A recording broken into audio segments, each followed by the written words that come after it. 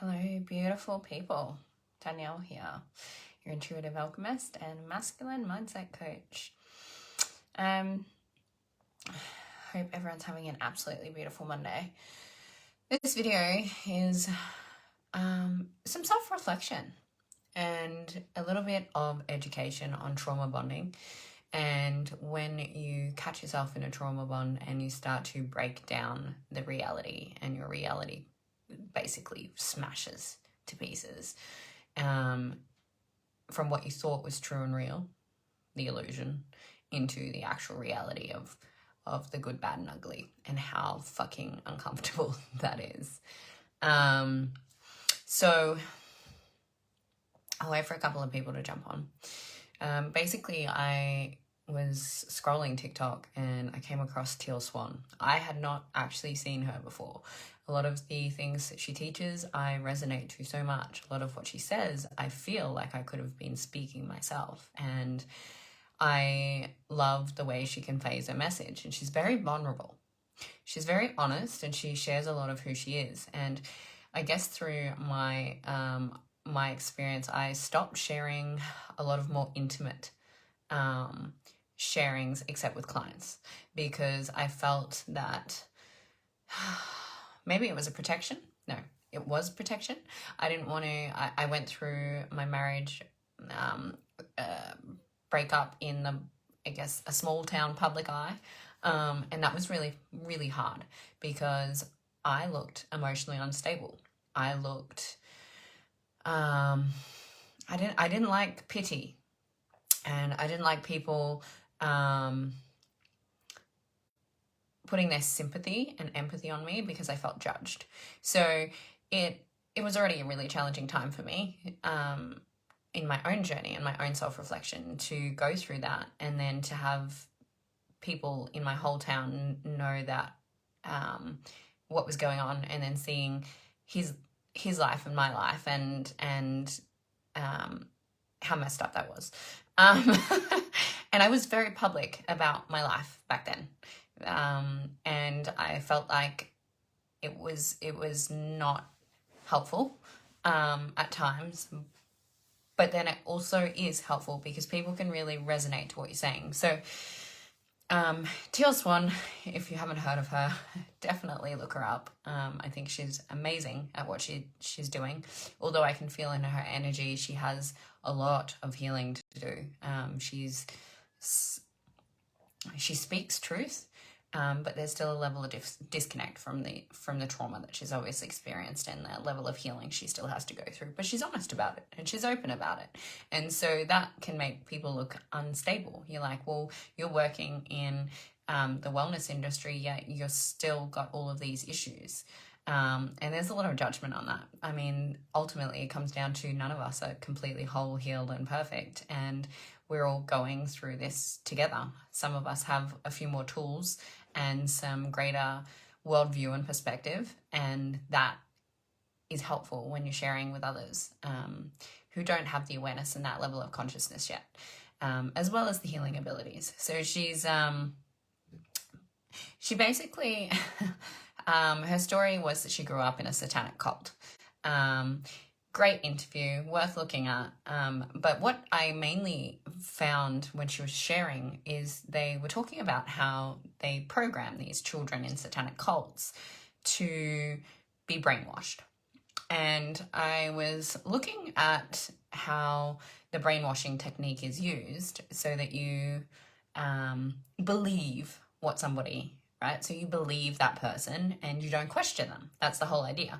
The idea is to break someone that much that they have a severe enough trauma, and then you bond with them. So you hate them, but you love them. And it's a part of destroying the mind so that you're then codependent and reliant on someone.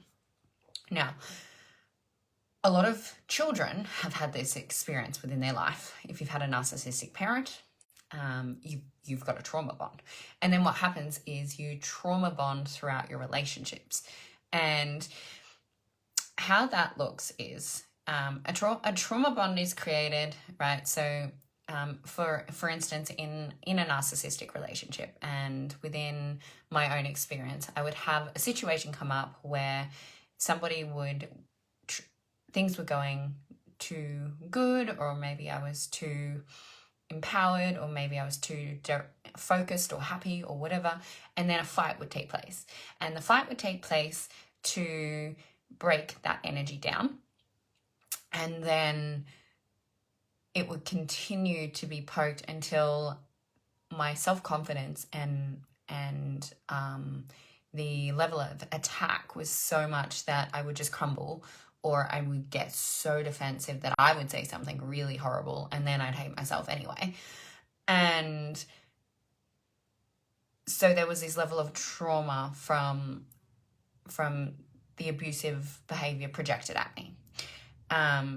So it was like, create an issue to solve the issue. Okay, so you would create something, and then when that person is so broken and they're like, you know, I've had a lot of trauma throughout my life. I have, and I think I've healed a lot of it, but there are many layers of it. But because I've had so much trauma as a child, anything that could trigger me into that level of trauma would put me into a very weak, vulnerable, victimized state where I wanted to be rescued. I wanted to be healed. I wanted to be loved through it, because when you're in that much trauma, you're very contracted and you're terrified, really. That's kind of where it comes down to. And so the person in your field that's trauma bonding you and using this as a way to make you self-reliant on them and dependent on them so that you're easily manipulated and gaslighted will then come in and love you, right? So even if they are the very person that has hurt you, the very person that has done that intentionally, and it is intentional, okay, that's the reality. The reality is that we can't see people in their goodness, because if you look around, this world is not a fucking good place. This world is full of trauma and violence and rage and anger and unconsciousness. And it doesn't matter how conscious you are, you got to see that that's a part of everyone's soul evolution and the planet's evolution. But you can't live in denial of it, and you can't live in denial of your own trauma, because you can't heal it. You can't heal the shadow parts of you that you've disowned. You have to see them. So a trauma is then created, and that person will come in and heal you or love you, right? And they'll give you that nurturing and that positive reinforcement or affirmation. So the very person that's hurting you then comes in and makes you feel better, right? So that creates this like destructive cycle of, I don't understand why this is hurting so bad, but I need this person because they make me feel better and they love me. And they're telling me this. So when you're in a trauma space, it's very easy to be brainwashed and manipulated with words. If you're in a space of contraction and you don't know how to think for yourself and you don't know how to feel your own body, then you take on the words that are being fed to you, and you can't understand the difference in energies. So trauma bonding is what happens from a childhood experience, and then we repeat it in our relationships. So if you've had any form of narcissistic relationship or power and control relationship, and this is, I mean, I don't like to label, but narcissism is real. That's reality. There are people with that level of unconsciousness that are quite evil within. And I say that in honesty, because it's the whole reason that I do what I do. If I hadn't have looked at the level of destruction within people and how people treat each other, then I wouldn't be able to see this perspective that I have now, where I genuinely have love and compassion for these people. Because people who are super narcissistic and who use trauma bonding as a way of control, right? So you can probably sit and reflect and even look, see if you've done that. You know, be honest enough to see, have I actually ever done that to somebody? Have I created something to hurt them and then love them, and there's like this, level of safety in that they need me, right? You got to see it. You have to see it if you really want to come to some level of wholeness within. But the people that are doing this, so somebody who, say, is labeled with NPD or borderline, they have the most fragile ego, okay? It's not because they're bad people. It's because their life experience as a child, you're not born this way. We're all born equal. We're all born as a divine expression of source creator energy, right? We're all absolutely beautiful in our core. We come in and we live a life for whatever our soul's evolution is, right? Past lives, whatever. It doesn't really matter what the past is. It's seeing it for what it is. We all come in whole, but these people that use power and control and manipulation and gaslighting and abuse is because they have had severe trauma as a child. They have somewhere been abandoned so much that they have no self-love and no self-worth. So what happens is the ego takes control, and the ego is so strong within that person, and it is a protective layer. And because of how fragile their sense of self is, they have to do everything within their power to project back anything that could possibly break that reality of who they are, because it's such a false sense of self. It's their protection mechanism. If they don't feel control and power, then they don't feel safe. And it's what's made them safe and get through their life. So I'm not saying that power and control is okay. It's not. But it gives you a level of compassion to go, wow, I feel so much for this person, because their sense of reality is so far from what is actually true and real that they have to control and manipulate every situation to feel safe within themselves, to feel some level of love and wholeness and fullness is literally by controlling everything and everyone outside of themselves in that space. So when you've been involved in a trauma bond relationship, whether or not it's, your childhood, and you're sitting here now and you're like reflecting and you're sort of like, well, some of that makes sense. There's some awareness there. Maybe I need to sit with that. We are terrified of seeing anyone in their good, bad, and ugly, really. Because what that does is, if we look at our own childhood and we take our parents off the pedestal that we've put them on, that's really fucking painful, right? That's really painful, because when you look at somebody who you've created or been told and manipulated and given a narrative and a story of, I did this for you, and you had the most amazing upbringing, and I've always been here for you. I'm your mother. I'm your father did he provided everything. We gave you everything, whatever. It doesn't matter. The story that is there is that's your story and your narrative and your brainwash. So when I ask somebody, well, what was your childhood like? A lot of people say, yeah, it was pretty good. And I know if you're seeking some form of external healing or therapy, that's bullshit. Because that's just what you want to believe. Because the thought of seeing the truth for what it is means that you have to come to the acknowledgement and the ownership and the place within that goes, right, my mother did not love me or ever approve of me, or I never felt the love that I could, or yes, I was abused by my parents, or yes, they didn't keep me safe, and that's why my uncle or a family friend had sexually molested me, or whatever it is. You have to actually look at the truth of the very thing that our parents were meant to do, keep us feeling safe, secure, loved, and worthy of all things. They can't do that. And that's when you get to a point when you've had that that acknowledgement, it's what I call dropping the veil of illusion. It's it smashes apart any reality that you thought was true and real. And people don't want to do that because it sucks.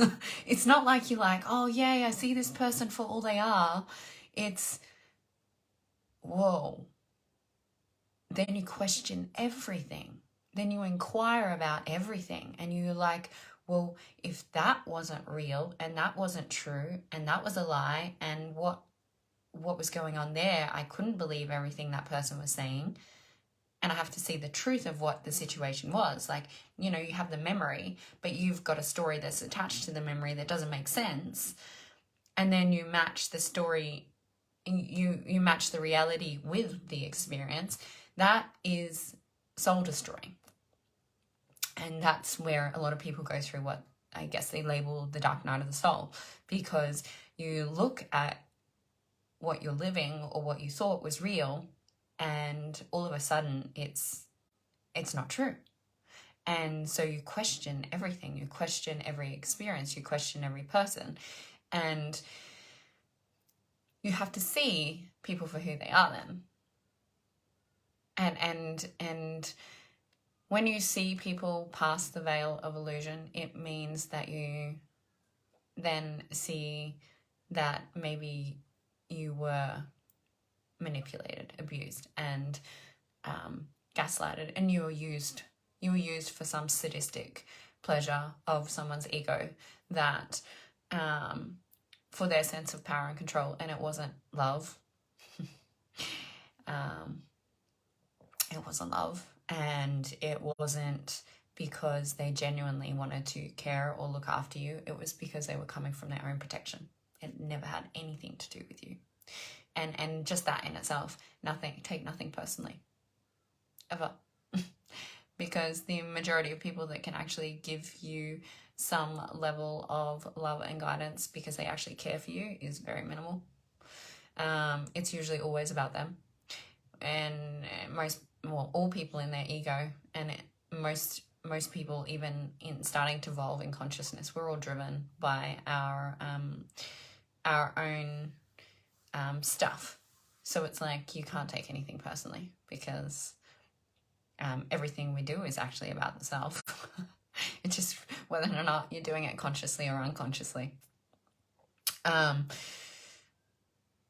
So that shattering of reality has happened to me many of times. many times. Because I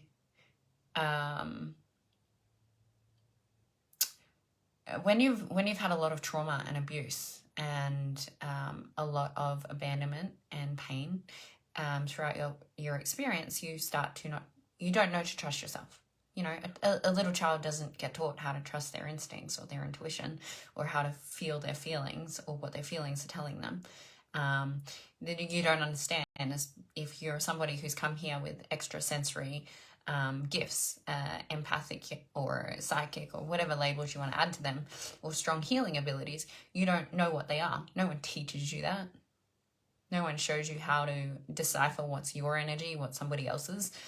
And if you have had this extrasensory stuff, as well as, so you're onboarding other people's thoughts, feelings, and emotions, and then you've got abuse on top of that, and you've got somebody telling you that that wasn't real and that didn't happen and this is how it was, then you're not going to trust you. So you've learnt not to trust you. And then when you start to see reality for what it is, you're still not trusting you, because it's a lifelong program that you have to deprogram and recondition and put in a new story and narrative, because you can't heal what you're not willing to see. And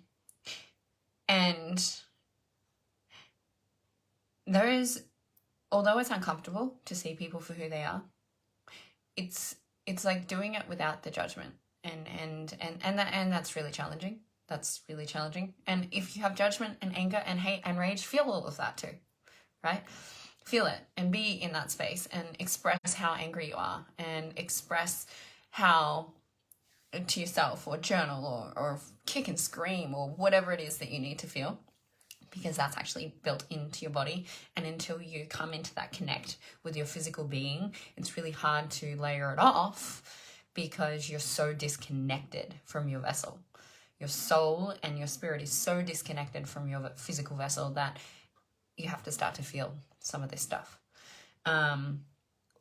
All of it eventually. You have to feel it all or just surrender it. But you can't just surrender when you're first in these spaces of your reality is completely shattered, and you maybe are looking at a relationship and you see that the person that you're in love with was a figment of your imagination. Literally. Because what you have chosen to believe and see is that this person is what they say they are. This person is what you are only choosing to look at. You're only choosing to focus on some of the good things, and you then brainwash yourself and you justify your experience. So then when that's broken and you see that this person really is manipulating you and really is doing horrible things for their own self-control and to hold on to their own ego and safety, and see that they are not at all who you thought they were, whether that's a partner, a friend, your parents, it takes an adjustment phase, and the adjustment to see the truth for what it is. And sometimes you'll go through this level of hating someone so that you can really process it and shift it. And you might sit in resentment for a long time. And really, from my own experience, the thing that I see the most with me and with others is the resentment and the anger and the rage that you have when you start to see people for what they are. It's not actually about them. It's about you. You actually have this to yourself of how could I be so stupid? And people say that. I've said that to myself so many times. How the hell have I fucking got back here again? How have I chosen another connection like this? How did I brainwash myself so much that I missed all of those red flags? How did I justify that in consciousness when I teach this stuff every day? And I'm looking at myself every day and I still managed to not trust my instincts.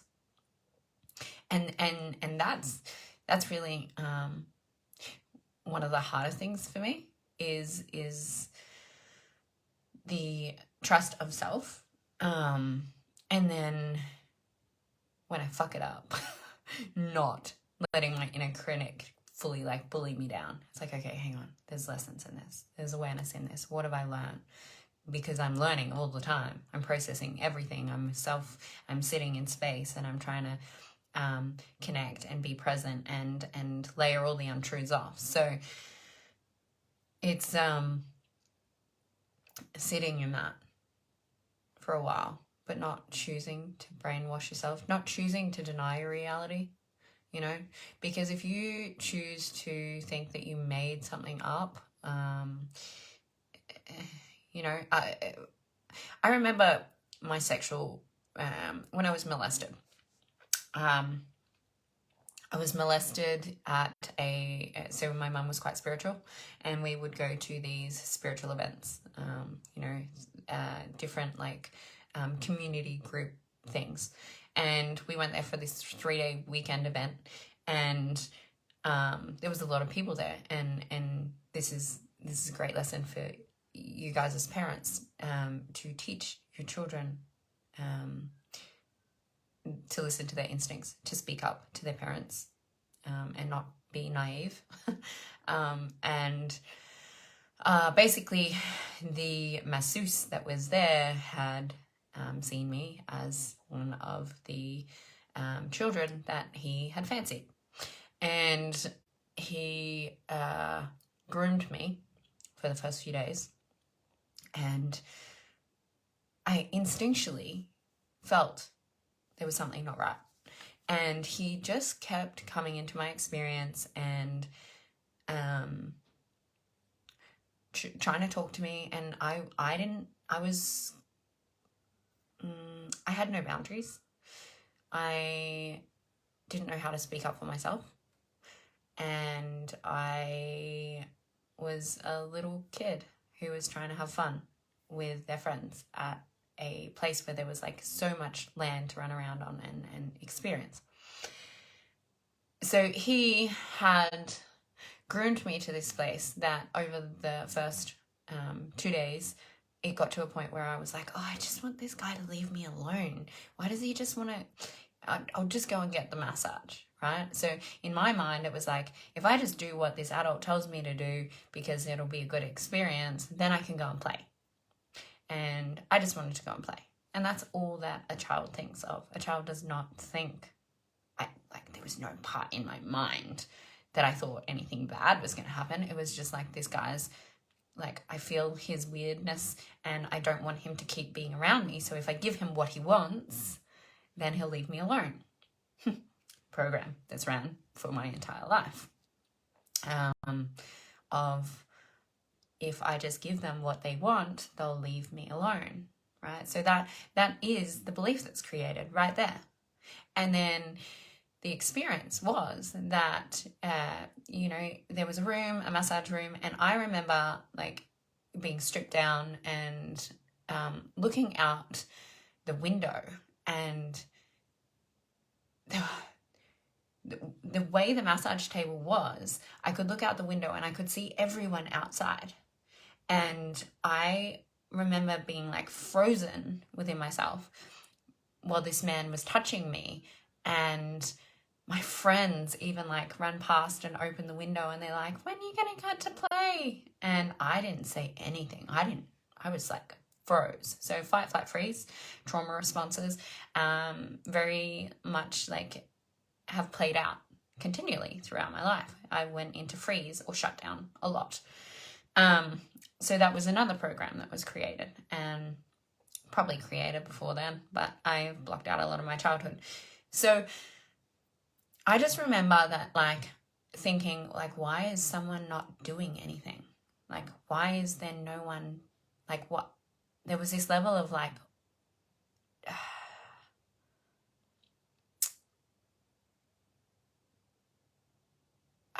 confusion with like, why is nothing happening? Why is nothing changing? And I don't remember much after that. I know that I wet my pants several times throughout the rest of the weekend, and my mum was a little bit confused, and I think it took me 2 or 3 days to actually tell her what had happened. And we went to the police station and did all of the stuff and things, and I went through a court case for like 3 years, and it was fucking hideous, and it was not fun at all as like an 8-year-old little girl. But one of the things that always stuck with me was that when I talked to my mum and the other adults that were at this event and shared what had happened, they all told me that there's no way, or was it my mum that told me?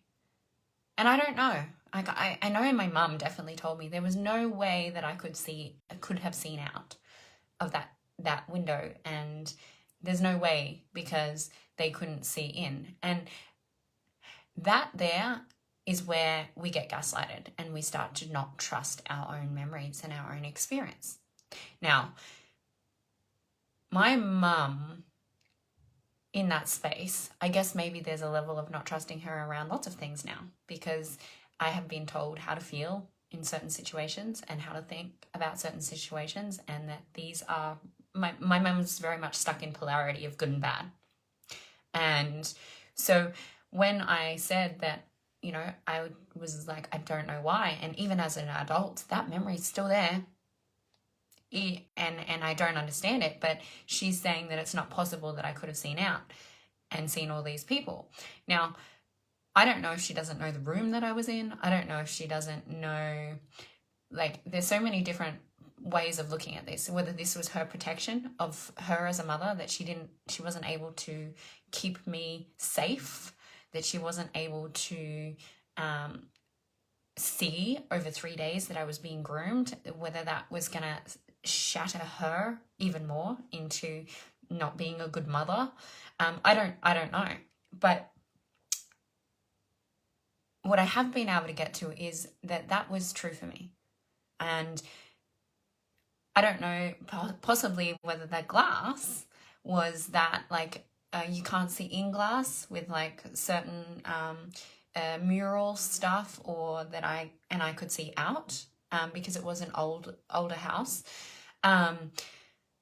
But something where that happens and you say, like, I was terrified and didn't know why somebody wasn't coming to save me, and they're like, well, that's not possible, not true, rather than actually saying and validating your experience, you stop trusting yourself. So your reality gets distorted because somebody is constantly, not intentionally sometimes, because it's their own sense of protection. They can't take ownership, right? They can't take ownership.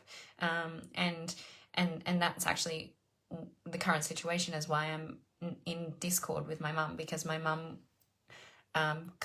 can't take ownership for the amount of emotional manipulation and unconscious behavior she's done. And I've decided that I don't need to justify my experience anymore at all. You know, I don't have to, and I don't believe it would be received. And because it's not going to be received, I am not going to waste my energy.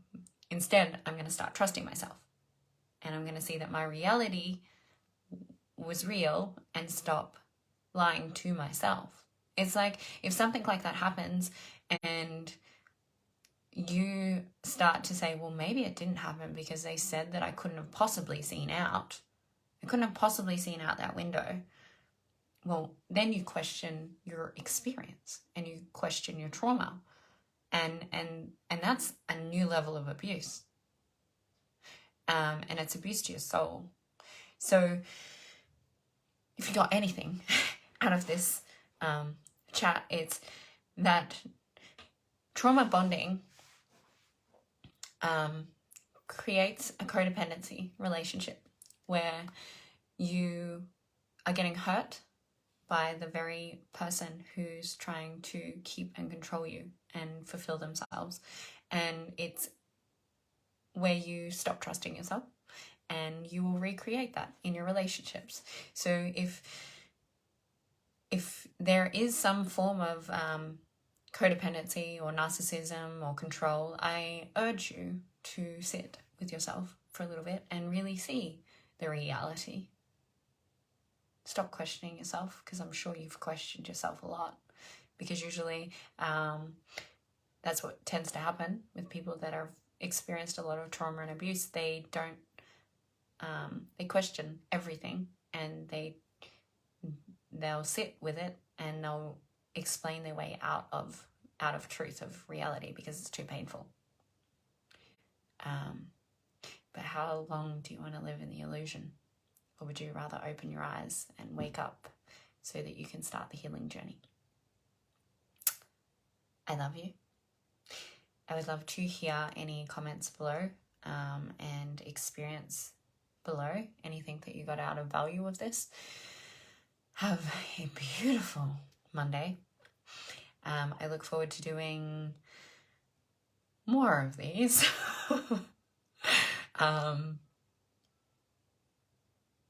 Yeah, tell me, do you prefer, and what sort of delivery style do you like? Do you like the personal delivery style of me being raw and real and open, or do you prefer me being more informative? What resonates most to you? All right, I love you. Have a beautiful day.